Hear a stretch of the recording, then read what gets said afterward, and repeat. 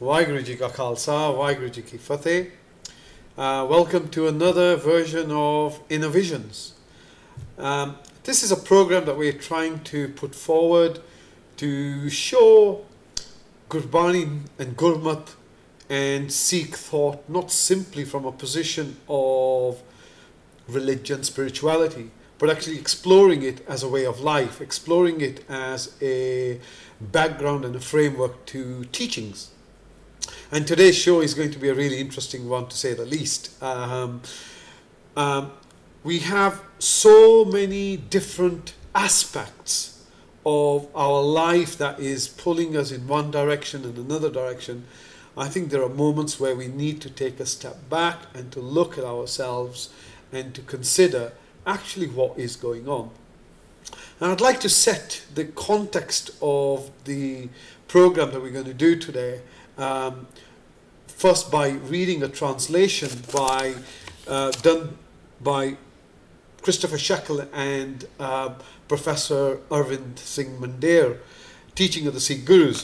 And this Shabad probably identifies where we're going to go into today. And the translation's in English, so please bear with me. It's from Asa Diwar, from what I recollect. And it's by Guru Nanak, and it says something to this effect. In ego they come, in ego they go. In ego they're born, in ego they're dead. In ego they're given, in ego they're taken. In ego they've gained, and in ego they've lost. In ego they're truthful, and they are liars. In ego reflecting on sin and on virtue. In ego, in heaven or hell they appear.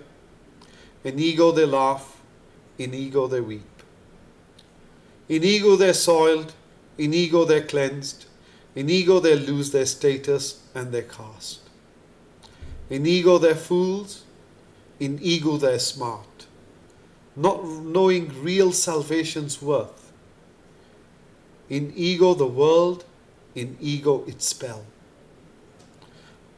By practice of ego creatures are made. The gate is opened, grasping ego. Without wisdom, all is idle talk.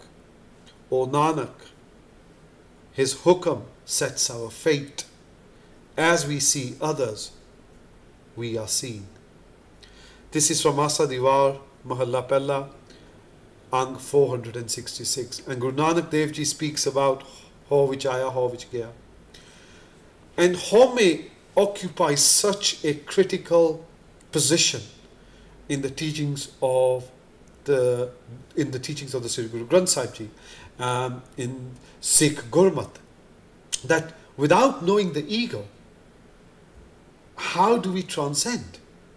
How do we make ourselves come to the understanding that we are in an illusion? So if you're in a dream, the only way to get out of a dream is to awaken.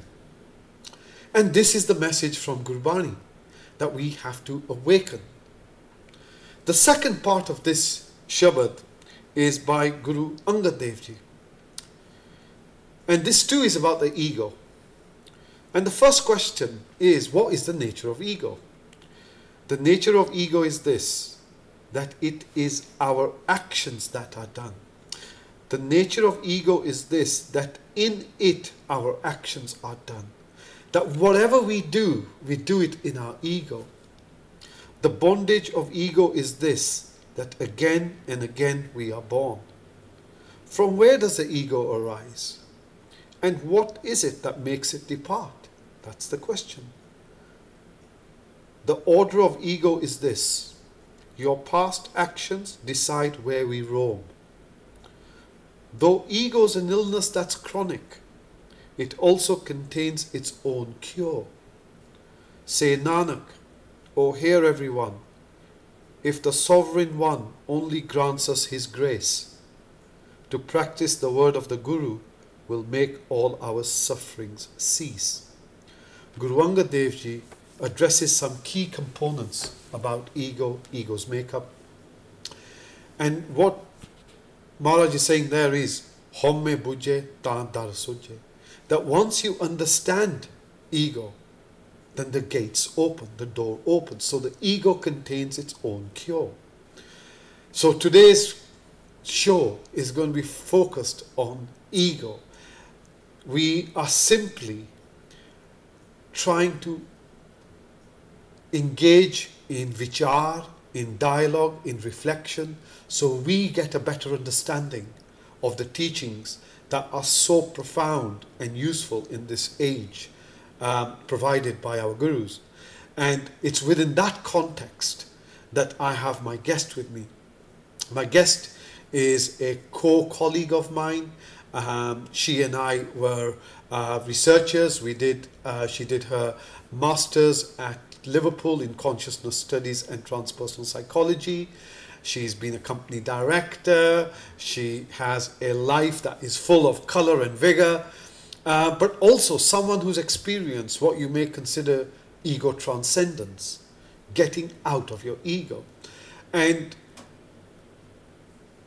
to kind of put it all together, to put the icing on the cake, Yolanda is also a therapist.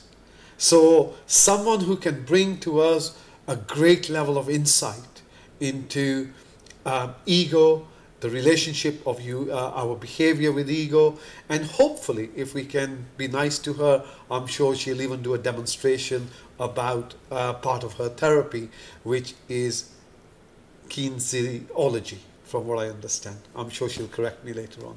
So welcome to the show, Yolanda. Vaheguru Ji Ka Khalsa, Vaheguru Ji Ki Fateh. Thank you. Thank you so much for having me here. Welcome, you're welcome. Look, this is two friends having a conversation. Yeah. You heard my introduction, which was just setting the kind of context. Why don't you tell us a little bit about yourself first? Yeah. Well, I lived completely in my ego, and in that place, I didn't know there was anything else. Before, I mean, I studied law. I went and got a job in publishing. I was head of international business development. I travelled all over the world, sort of business class, meeting very important people and all this kind of thing. And then and my background was ordinary. Ordinary working class family. Right. Not religious in any way. Brought up sort of vaguely Catholic, but I didn't really go for that. And one day in about 2003, I found myself saying, "Is this it? What's going on?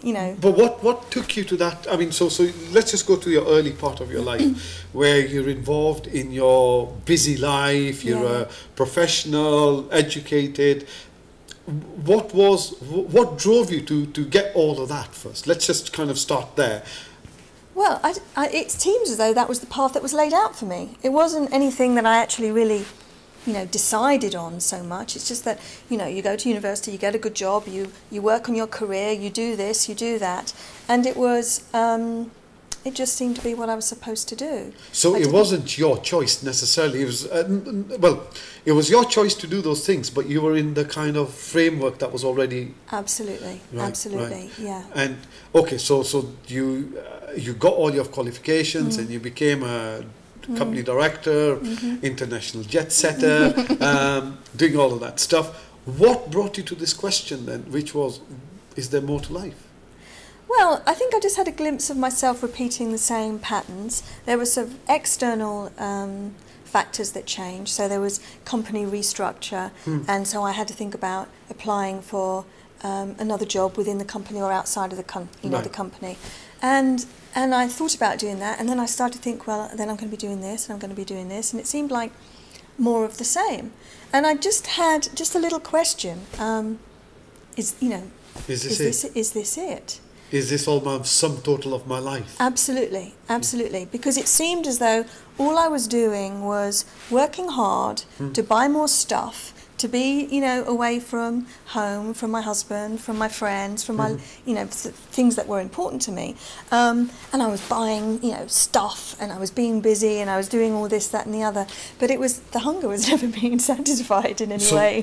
The hunger was... So in buying these stuff, because this is a behaviour that I think so many people are into, which is that we work so hard Yeah. and we buy and accumulate all this rubbish that we die and leave it for someone else to clean up, in effect, you know. Yeah, for sure.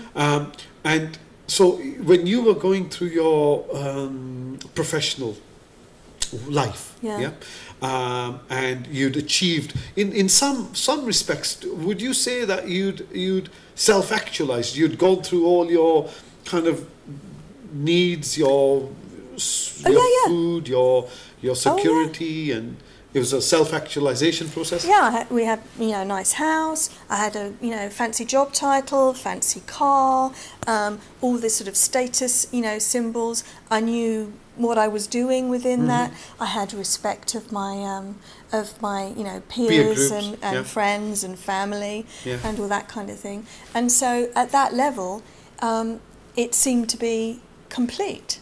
Right. So from a kind of Maslow's hierarchical level, that was complete. Yeah. Okay. And then what was the next stage? Okay. So there you are, self-actualized, got all of this restructuring prompts this question.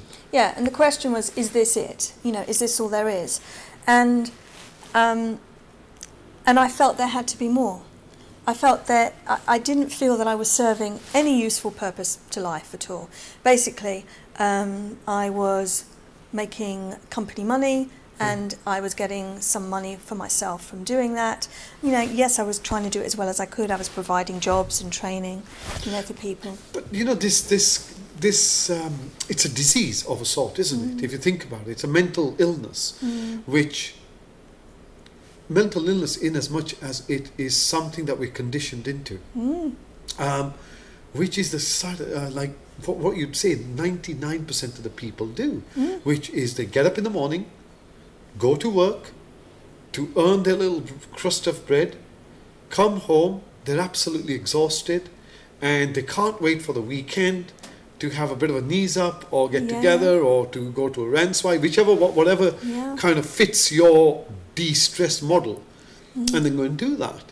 And life is just that same old routine without, well, I suppose you have a purpose, but without any real depth to it. Absolutely.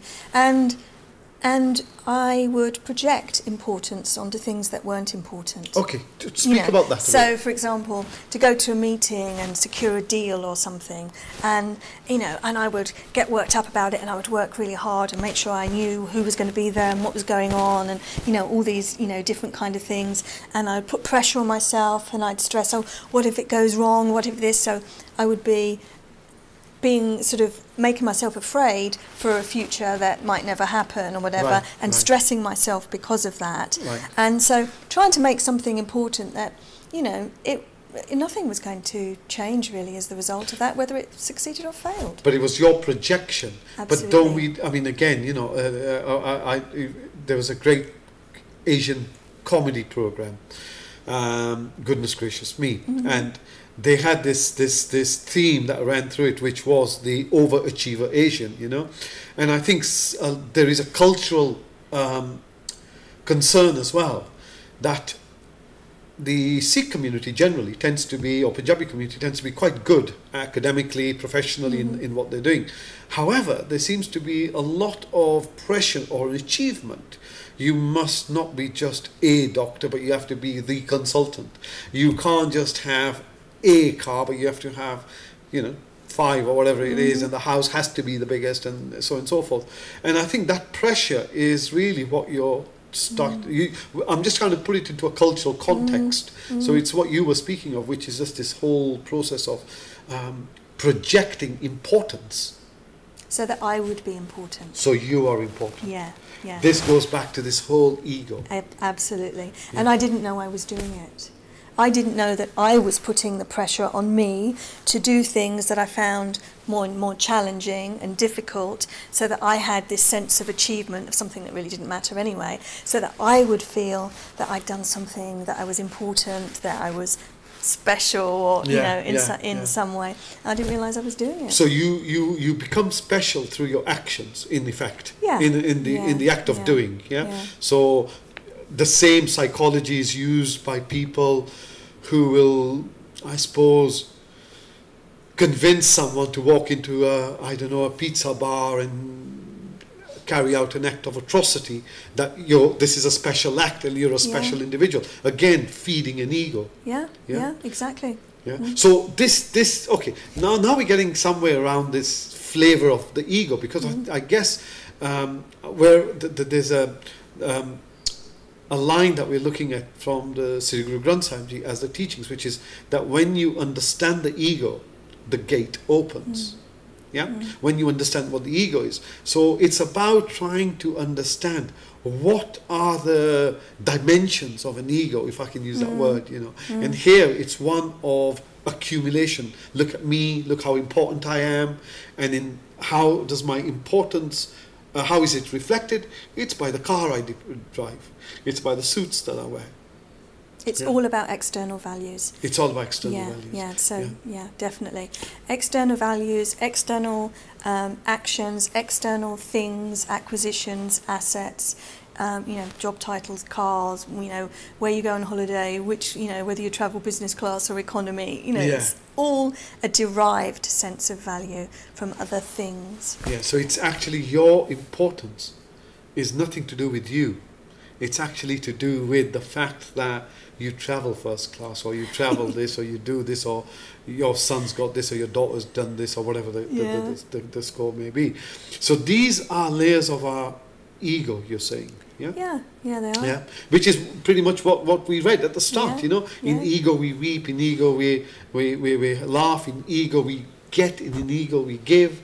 Again, it's like just using different variants of the doing mode in order to substantiate and strengthen your ego, isn't it?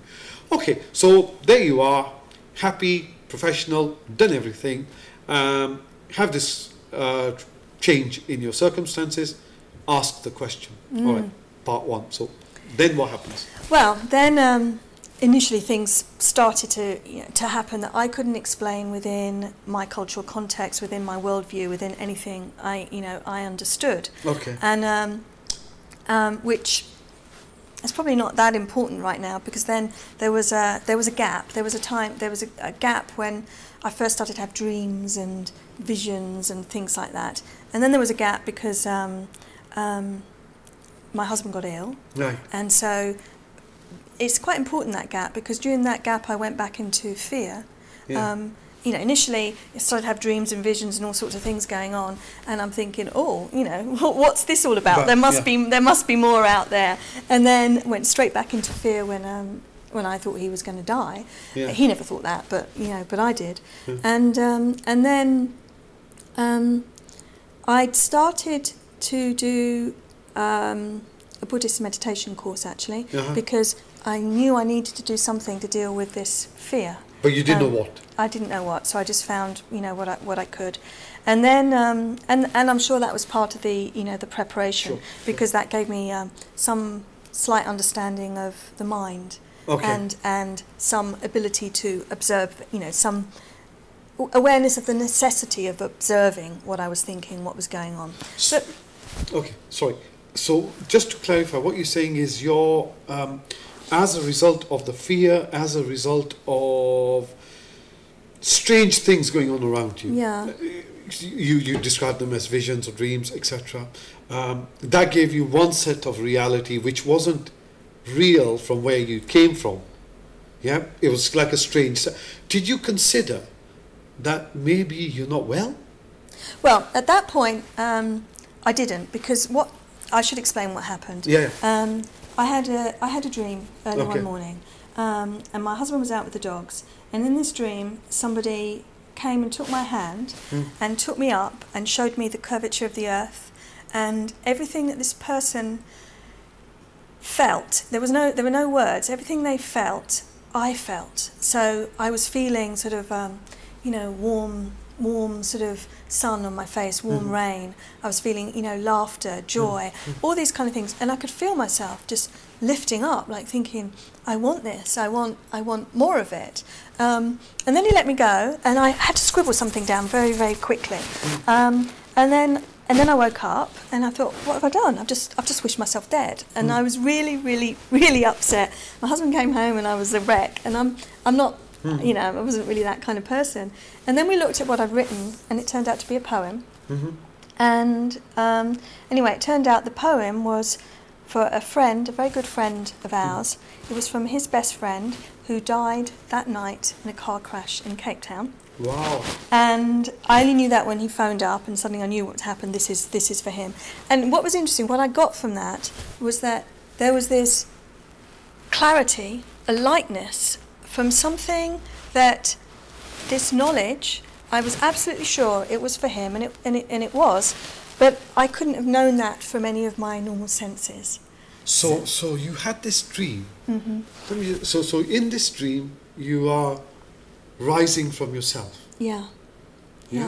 And so you see, you're outside, not just yourself, you're outside the earth. Yeah. See the curvature of the earth. Yeah. And you're experiencing whoever this entity is that's helping you get into this altered state of consciousness. You're experiencing what they're experiencing. Yeah. And you write this poem down. And this poem is for someone who died on that day? No, it was from him. He died that night in a car crash in Cape Town.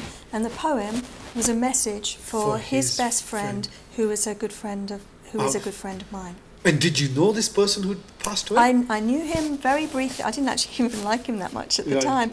I'd met him a couple of times. Right. Okay. And so it wasn't about me. I just happened to be open or available at that time. So this must have really kind of shifted your paradigm. Well, it did, but it was really interesting because I was still it shook things up. But I was still in my ego because I came back to it, and then I thought, oh, have I got special powers? Am I, you know, am I a psychic? Yeah, you know, am I all this kind of thing? Am I the next Messiah? You know, and I pushed it, but it did make me question everything, questioned everything that I thought of as being real and solid. So those questions remained, and also this feeling, this lightness, this feeling of clarity, of knowing something that nobody had told me, that I hadn't read, that I hadn't heard. That stuck with me. So anyway, a year goes by, my husband got better, and the day that we'd got the all clear, we were going to go out for lunch with the same two friends, the friend whose friend died in the car crash, Miles Mandy. So we went to Camden, and I don't know, as we're going there, I start to feel. We went separately because I had to work in the morning, people had to work in the morning, and I felt something wasn't quite right. Kind of the only way I can describe it is, are you familiar with the film The Matrix? Yeah. Do you know when they go into the building and there's the black cat there, and it wasn't there before, and they say, oh, someone's missing. The glitch in the program. There was a glitch in the program because things didn't feel right. It felt like, I couldn't explain it, it just, something felt not right.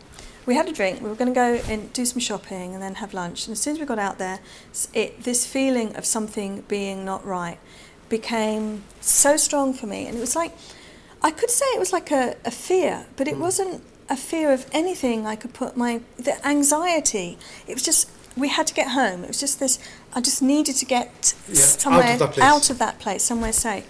Before we could do that,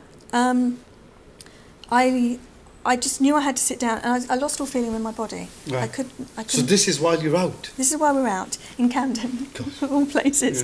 I mean, it's quite funny when you look back on it. But not at the time. No. Well, I was just in this world where I couldn't feel my body. So I just, sort of fell on the pavement, blade on the pavement.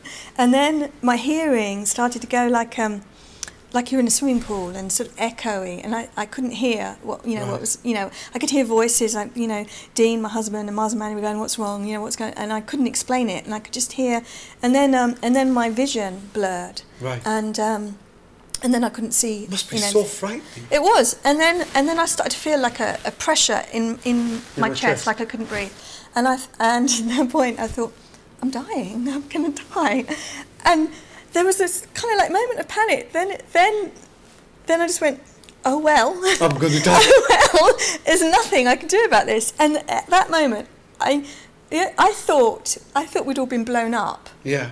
Because I felt myself blown into million points of light. Right. And everything was connected and flowing and moving in waves. And in that place, it was as though everything was known, but before it became known, everything known in potentia. So Right. it wasn't about facts or information. It was just everything in the world, in the universe, was known, you know, in this place, and it was extraordinary. It was.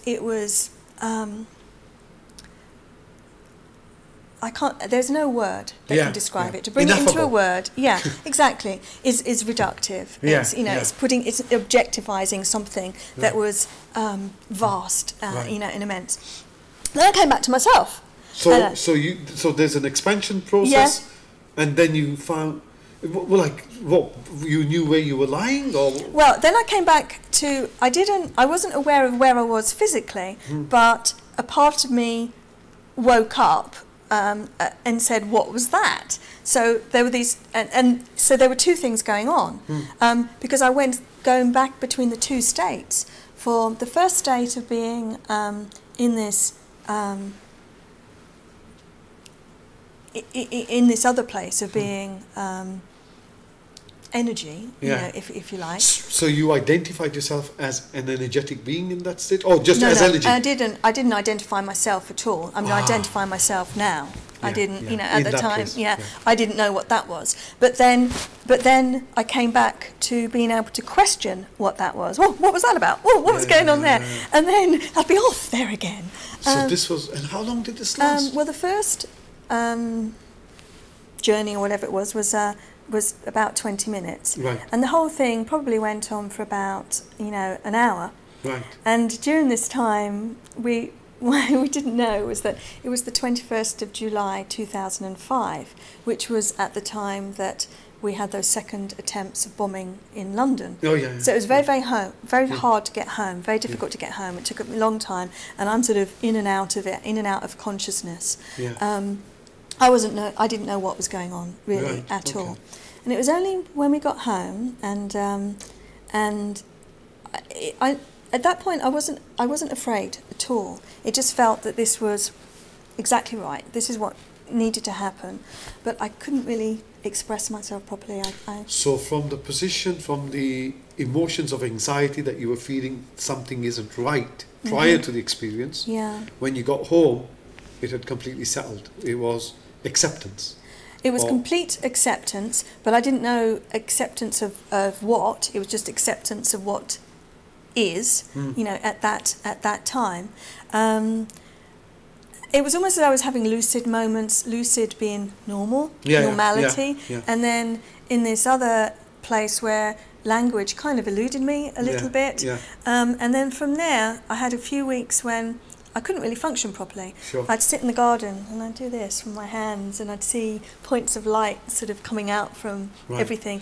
The colour was, everything was ramped up. Was it just visual or was it sound as well? The sound was more like, it's more like a vibration. A vibration. A vibration of like going, a resonance, something going through me. It was an all-encompassing, like, you know, as I'm doing this now, it felt as though I wasn't my physical body. So you were this resonance itself.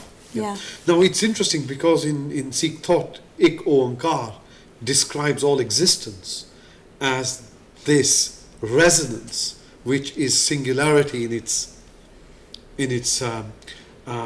interconnectedness, but it is ultimately a song. You know, that's just played, and the playing of the song is the expression of existence. You know, so it's interesting that you should mention those kind of terms. I'm just trying to relate it to how we make sense of something as vast as this, which is life-altering, I would have thought. Yeah. Okay, so carry on. So there you are. You've gone home. You've now understood. You've accepted the fact that you realise not what it is. You don't know what it is, but there's a level of trust in it. Yeah. Oh, there was authority. You know, there was absolute. You know, it was unquestionable. This was something that was happening. It was meant to be. It was meant to happen. There was no point fighting it. Accept it. Go with it. See where it goes. And it felt right, even though I didn't know what it was. I had no context, no no framework from within which to describe this. Yeah. All I could do, which is actually quite clever if you think about it, was experience it. Yeah. Be it. That's all I could do. Yeah. But it was normal life as we experience it. It was difficult for a while because I couldn't make a decision about anything, even what to do for dinner, Right. because everything had so many layers and so many permutations and so many sort of waves, involved in it. Okay. When we're saying so many permutations, are you talking about sort of the consequences of taking one decision as opposed to another? No, it was all very much in the immediate. It was as though looking at something, an experience or an objective, or I'm going to make a sandwich or something, but looking at it from so many different angles, all at once. And when I'm using the term, I'm describing it in visual terms, but it's not, because it's immediate, but it's taste, it's sensation, it's feeling, it's where the bread came from, but it was all happening at once. Kind of an interconnectedness of the whole experience. It's not looking at the experience as one part of it, but the whole experience as an interconnected whole. Absolutely. And it was very, very confusing. Right. Really confusing. Looking back on the experience afterwards, I think from anybody looking in, I would have looked as though I'd gone completely mad, as though I'd had some kind of breakdown. This is the thing that I'm trying to get at. That surely, if you took this to a doctor and said, look, by the way, when we say doctor, the kind of doctors we're talking about, and we say to them, look, this is what you're going through, or this is what you've gone through, you can't make decisions or whatever. The chances are the prognosis will be some sort of mental illness. Yeah, definitely. And you'll be on your antidepressants or whatever drugs kind of numb you down. Yeah, definitely. I think so, but I was lucky because my husband supported me. Yeah. I said, I'm fine. It really is, okay. So, just let it work its way through. Right. And so I didn't feel the need to do that, but I couldn't work, for a while. And there were periods when it was actually even hard to go out, because when I went out of the house, particularly if I went on public transport, I was overwhelmed with other people's emotions and feelings. I couldn't tell what was mine and what was somebody else's. Okay, so here you'd kind of gone into a experience of picking up other people's psychic content. Yeah, and some of it was quite, I'd go to somebody at the station and all of a sudden I'd be saying to this woman, you must forgive your father. And we'd have this whole conversation, about it. So it was actually, completely nuts in many ways. But it felt so right. Yeah. And I felt like I had to learn it felt like my brain had been completely rewired. Mm-hmm. That my heart and my brain had somehow become more connected, and I felt like I had to learn to navigate again. So you have, all this is going on, your husband's supporting you. How did you make sense of this? Or did you make sense of this? Oh, I don't know. I feel like I've made some kind of sense of it. But I started researching, and because, I had the experience, and then I wanted to try and understand it. It was real to me. I didn't doubt it. I couldn't doubt it. I didn't think for a minute that in this vast world I could have been the only person who's had this, that this has happened to. So therefore I started researching. Luckily we have the internet, so I could begin to do that. That's when I found about the MSc course and wanted to go on, on that to actually learn. So your reason for doing the consciousness and transpersonal psychology program, the master's course, was in order to make some understanding or get a better understanding of what you'd gone through? Absolutely, to understand myself. Really? Wow. So this brings a really important question. That had you not the ability, the means, the intellect, the support to go and do this, the chances are you would have been in a clinic. Yeah, I think that would have been a really good chance, and I wonder how many people are in clinics now who have actually been going through some kind of awakening process and they just don't have any kind of framework. Well, as we know, within Western kind of modern medicine, look, let's just put things in context. You said you started doing some Buddhist meditation, and what it provided you was a better understanding of the mind. Yeah. So if you look at consciousness-based practices, whether it's Buddhist, Sikhs, they have an understanding of the mind and consciousness which extends thousands of years. And then we have another paradigm where the ego has only been kind of looked at over the last 110 years. Consciousness, awareness, mind are all synonymous. You don't actually know what is consciousness, you don't know what awareness is, you don't know. And there are some vocabulary that doesn't even exist to describe the different parts of your psychology. Whereas it may do in Sikh thought. Because what I'm trying to get here is that there's a framework that's provided, that's already exists in those people who've walked this walk. So for example, you are here because you've gone through something and you're able to provide someone else with a framework of saying, look, this is what happened to me, this is how I made sense of it, this is what helped, this is what hindered. Yeah, because that's what a lot of the teachings are. We read about ego. I mean, you'll be surprised to know that in the entire Sri Guru Granth Sahib, the scriptures, on 1,430 pages, the word mind appears 5,000 times. So what do you think the teachings are trying to convey to us? They're trying to convey to us some understanding of ourselves, understanding of our mind. And here, you've had to go through this simply as a default.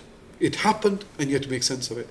And I'm thinking, how lucky or how unlucky is it, or how lucky you are that you didn't end up at the hands of the guys in the white coats, because you would have been today a drug addict of some sort, dependent on a whole range of tranquilizers or whatever, antidepressants, because that's what it sounds like. It sounds like experiences of, well, it's not normal, is it?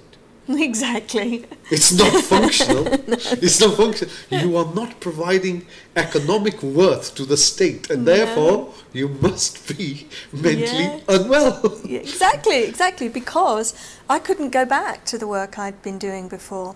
It just no longer, with this kind of feeling of connection, all of a sudden not being trapped in my ego, in my little self, as I used to think of it. All of a sudden, I couldn't do things that only served that kind of carcass and that purpose.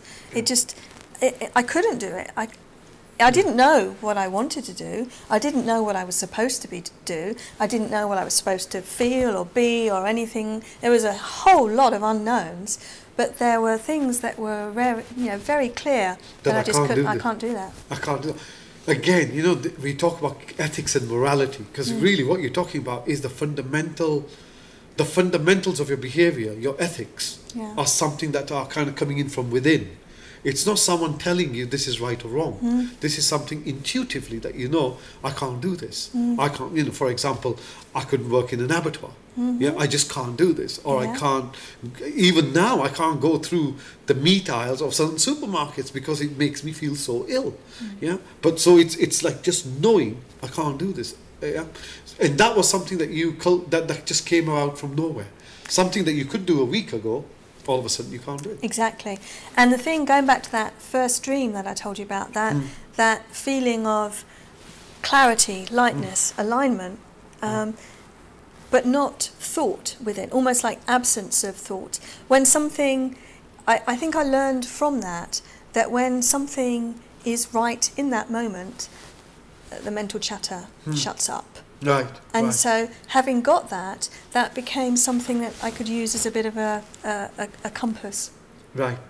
Okay, so your sense of peace, of tranquility that you felt, was your barometer to tell you which direction, your compass, which was navigating you through life now. Yeah.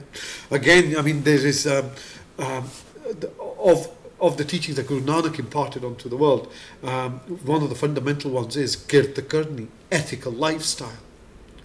Yeah, and I asked myself the question: how ethical can it be to be wearing a branded shirt that you've got some poor kids in some third world country to make for next to nothing?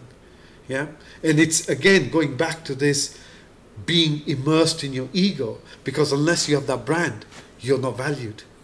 Yeah, so you don't actually, your value, your own worth isn't what you are, it's what other labels that you carry with you. And this obviously shifted for you as well. Okay, so moving on, you've had this experience, you can't do some of the things. What do you do with your life? Well, I started applying myself, doing the work that I could do, the consulting work in areas that were more conducive to life purpose, you know, working for charities, things like that, while I did the MSc. But I spent a lot of time in unknown, in really, you know, things that I thought about myself. Everything, I had to unlearn everything, or so much of what I thought was what I was supposed to be doing. I didn't actually know who I was, you know.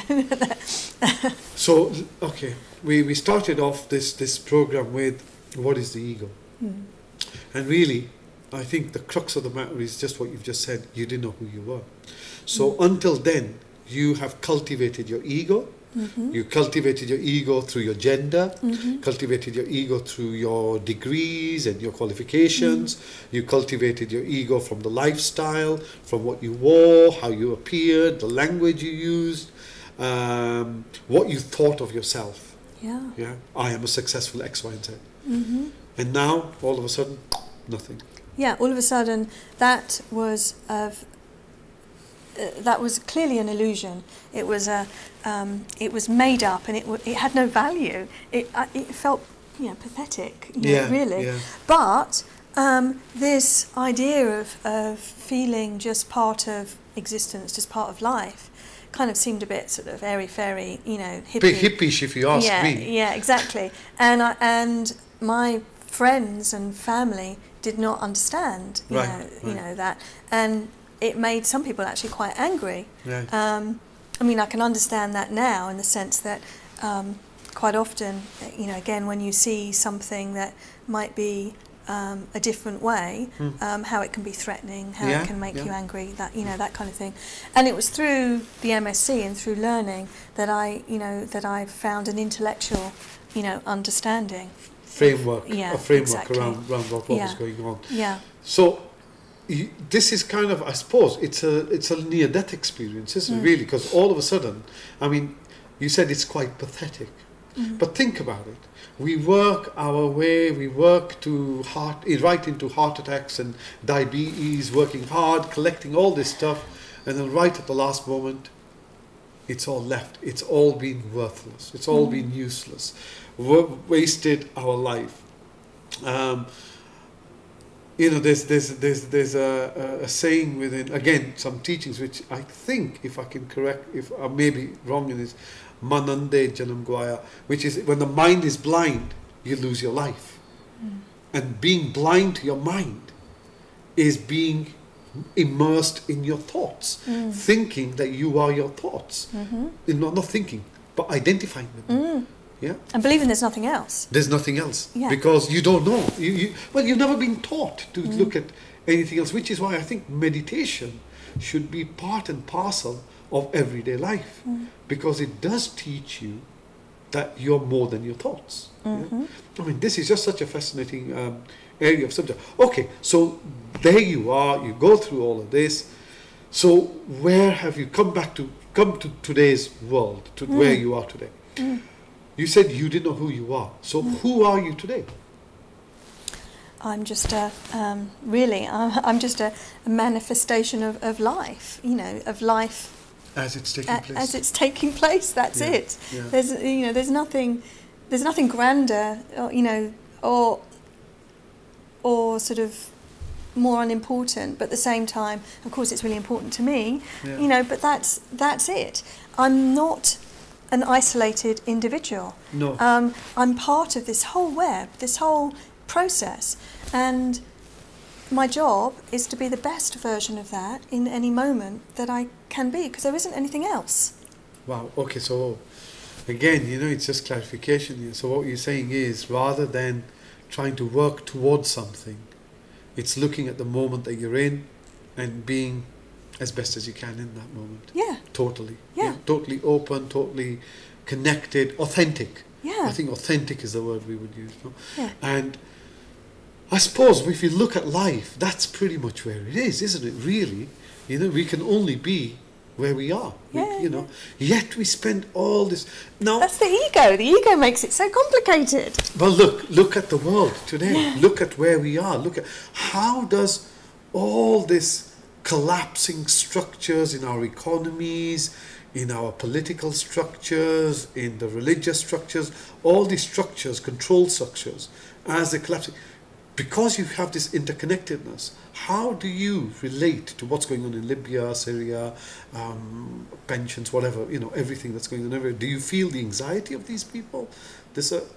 Well, yeah, I do. I can look at that. I can see what's going on. I can feel the fear hugely. I live in London. You only have to walk outside the door, and it's there everywhere. But at the same time, what I do is I consciously bring myself back to where I am now. I'm not hungry. I'm breathing. I'm healthy. I'm content, and so all these things are going on. But actually, there's nothing I can do about that. Yeah. But the one thing I can do about it is be at peace, because if we are all connected, which is not an if, it's as we are all connected, then a little bit of peace in one place adds something to the whole. It brings a little bit of peace somewhere else.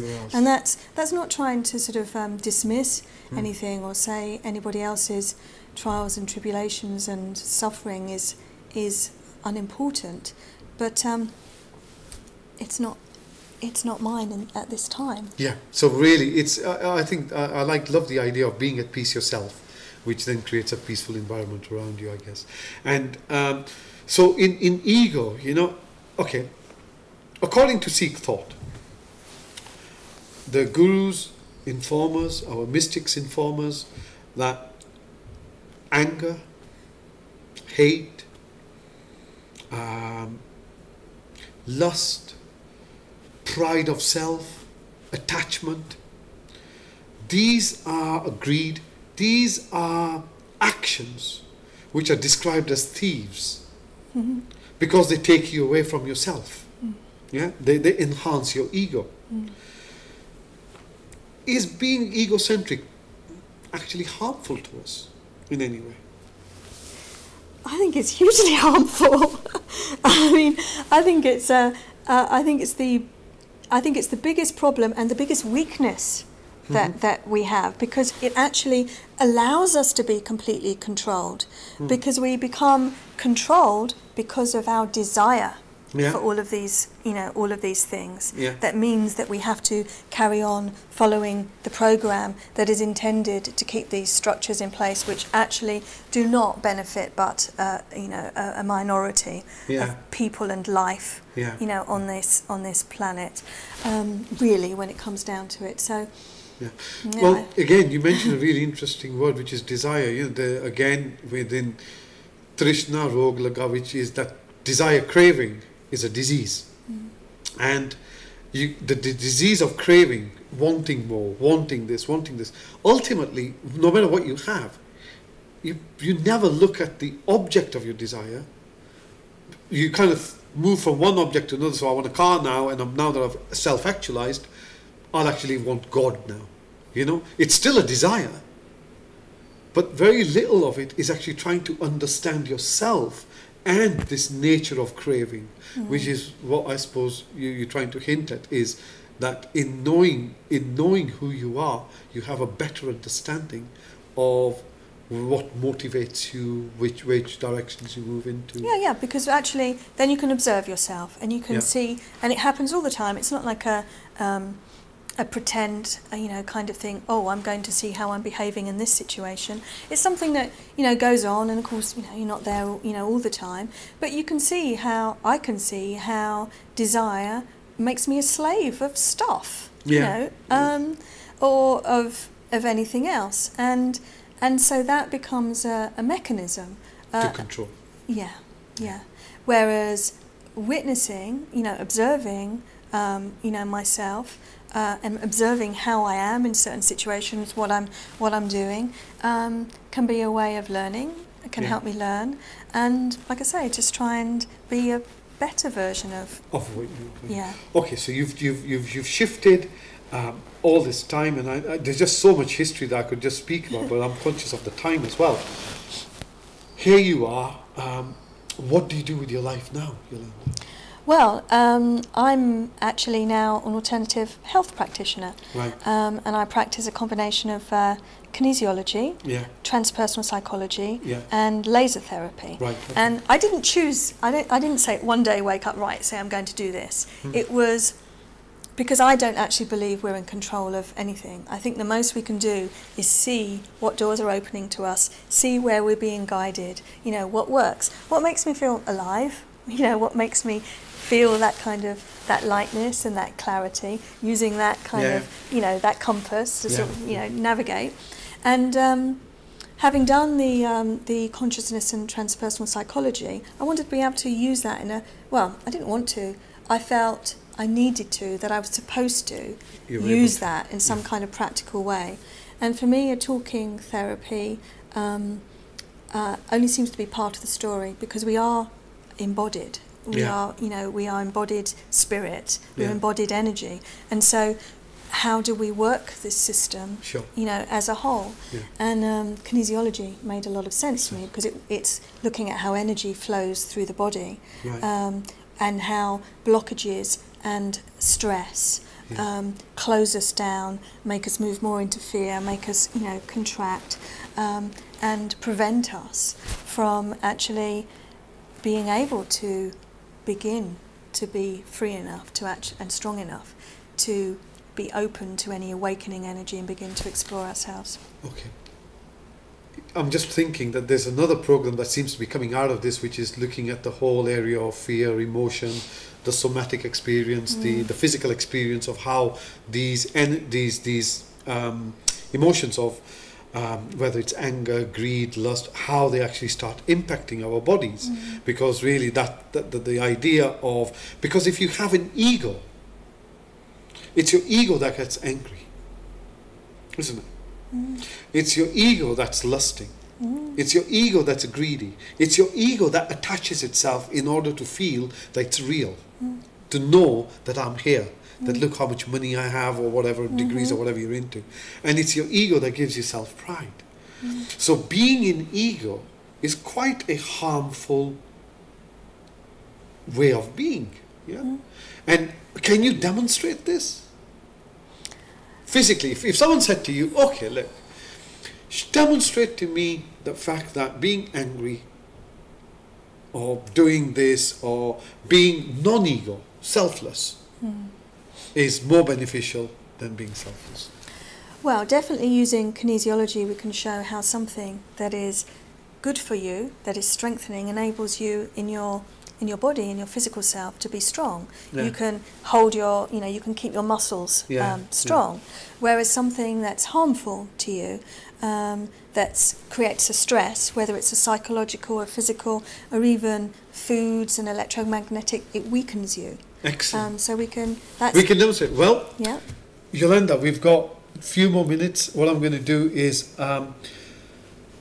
we're going to go for a little break, and after the break you're going to demonstrate your therapy, and demonstrate also in a very physical and a kind of a scientific, not necessarily scientific, but in a very practical methodology, that the impact of Kam, Krodh, Lobh, Moh, Hankar, anger, greed, lust, attachment and self-pride on ourselves. And let's see what you bring over. Thank you very much.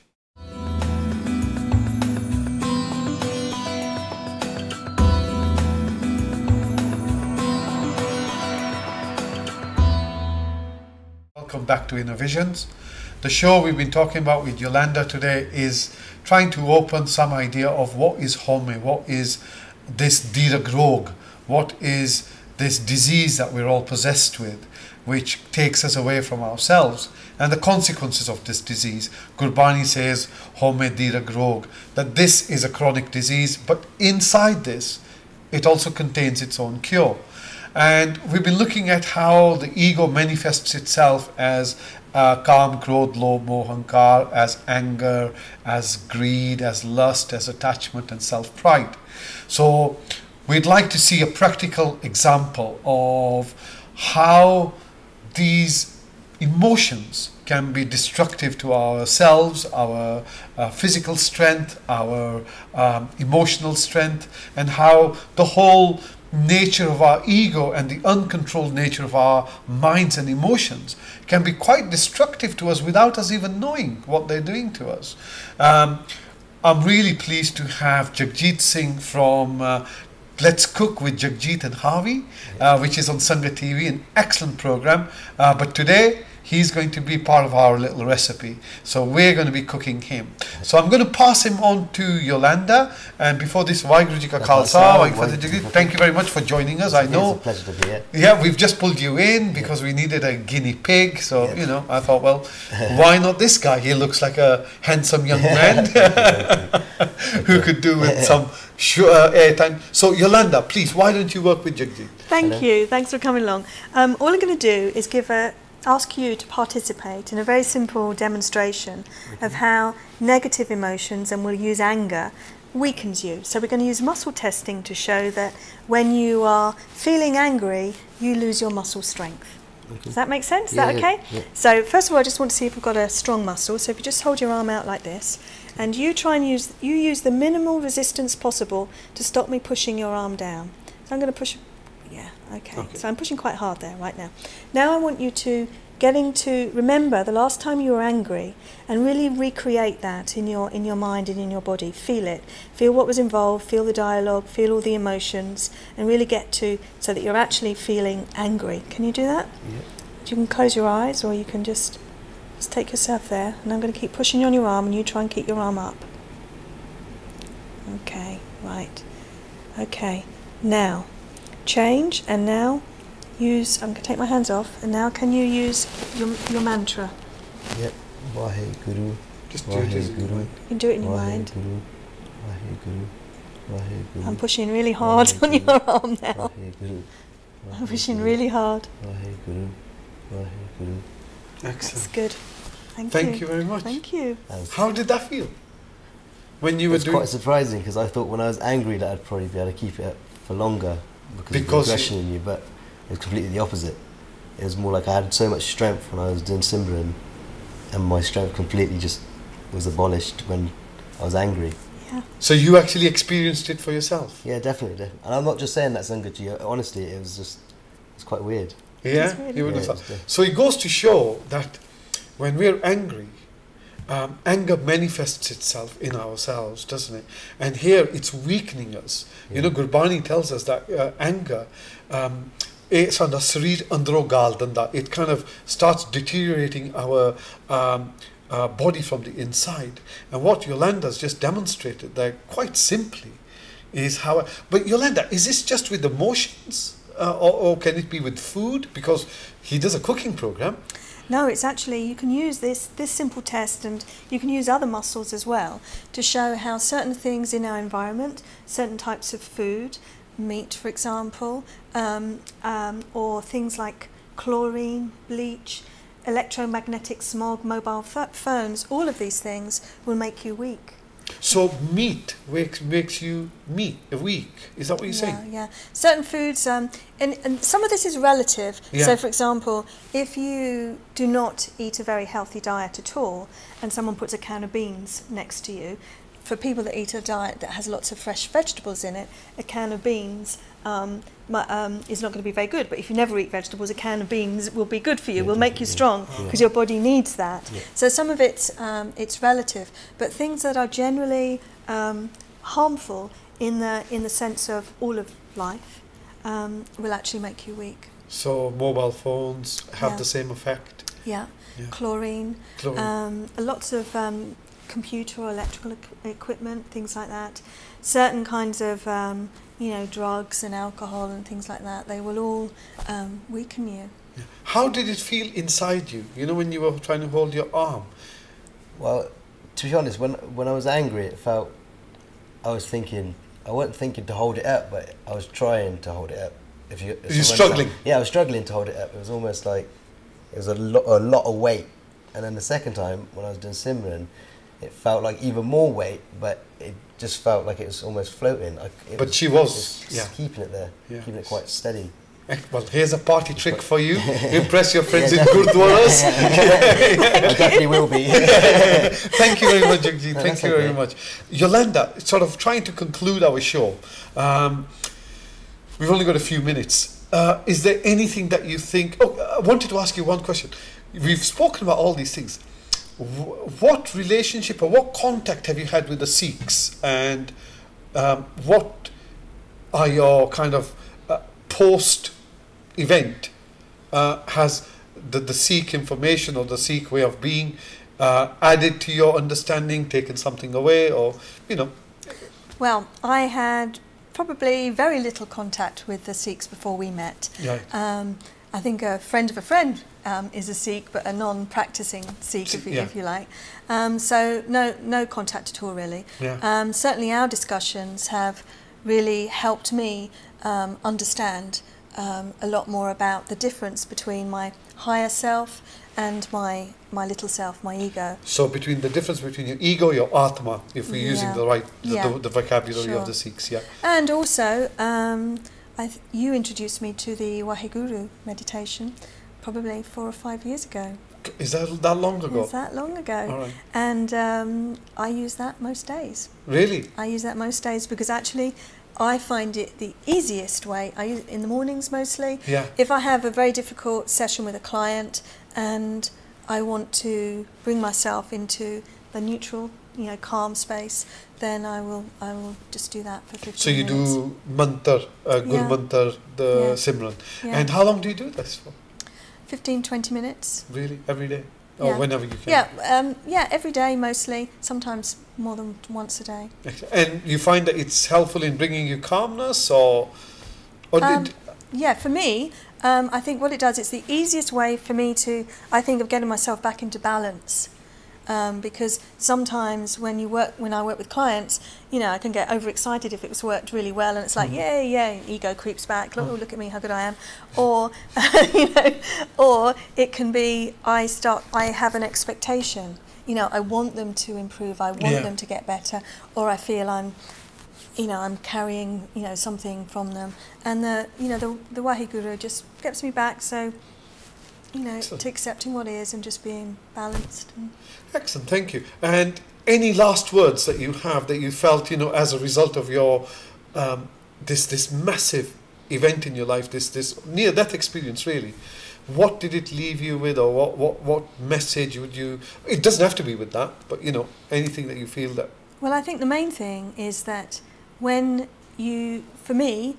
Losing my ego or having that near death where I thought I was dying and I didn't, then all of a sudden I became aware that there was something bigger, something higher, some aspect of life that I hadn't encountered before, and I put my trust in that. And so being able to have that trust that's beyond my ego, that's bigger, enables me to function much more contentedly. My life is much richer as a result of it. Yeah. Thank you very much, Yolanda, for sharing everything. And I know it's sometimes recounting traumatic experiences can bring a lot of things over. But thank you very, very much. And I think we've really learnt a lot. And I'd love to ask you to hopefully invite you to another show, and perhaps we can discuss the whole idea of how your thoughts create emotions and how your emotions build up as sensations in your body, and how we can perhaps look at healing trauma. Because the Sikhs have gone through such a big trauma as a result of 1984. I think as a community we still hold a lot of it in us, because there just doesn't seem to be any recognition and reconciliation to do with this. And it's useful to have ways of dealing with trauma at a kind of a community level, but also at a very personal level. So hopefully you'll come back to us, yeah? Okay. Thank you. Thank you very much. To conclude, well, Jagjit Singh, thank you for your time as well, and hopefully we'll have you again here doing some more experiments. Definitely. Thank you very much. To conclude, what can we say? Well, we all have our egos. Look, the body is born inert. When we are born, we're not born with an ego.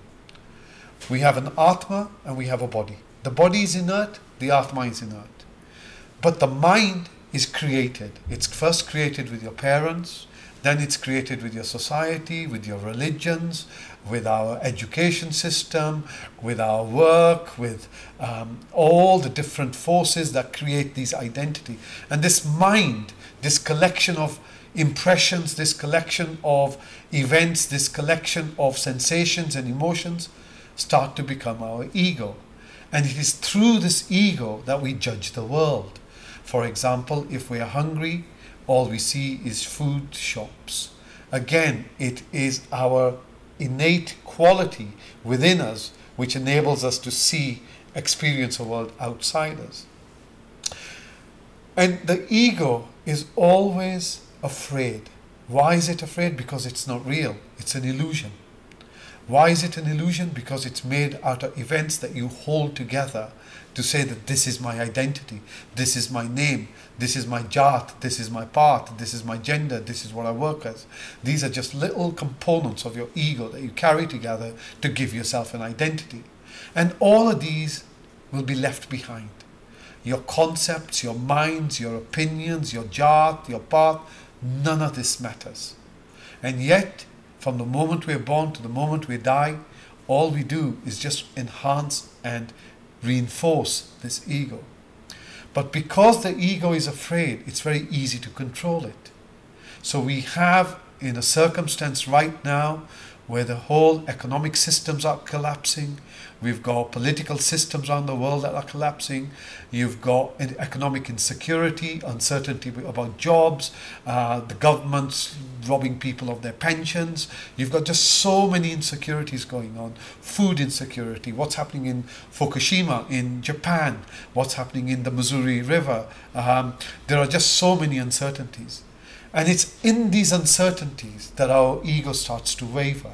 And yet what we're reminded by, not with anything else, but just today's program of what Yolanda shared with us, that once we surrender our ego, once we give up this identity and this control mechanism that we are holding on to so much, what we find is that there's always been a hand that's been carrying us. There's been this distrust of knowing that, look, I didn't choose to be born in this country. I didn't choose to be born with these parents, or this gender, or this religion, or this way of being. All of this is what's happening to me. And this happening is this Oankar, which is unfolding, and that's the Hukam. And trying to make sense of such big experiences helps us understand that when we do go through life experiences, where we may see things, we may visually experiencing, we may have dreams, we may have intuition, doesn't necessarily mean that we have a mental illness.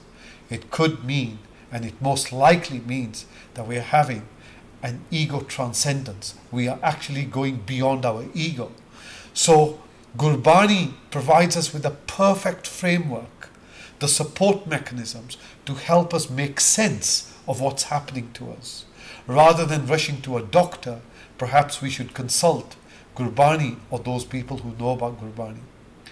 We've made many mistakes in this program, I'm sure about that, and I'm sure the Sangat is forgiving, and I hope it is forgiving.